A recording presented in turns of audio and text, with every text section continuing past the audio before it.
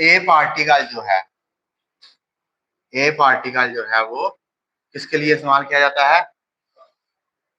ये तो यहाँ लिख दिया यार। ए पार्टिकल जो है डायरेक्शन के लिए, किसके लिए है? डायरेक्शन के लिए। ये किस किस के साथ आता है?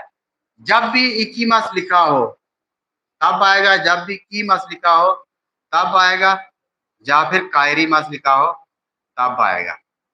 तो जब भी किसी जुमले के लास्ट में इक्कीमास, कीमास, कायरीमास हो उसके साथ ये पार्टिकल अगर आपको उसमें दिया हुआ है एमसीक्यूज में, तो ये आपने ए पार्टिकल चूज कर लेना है। किसके लिए?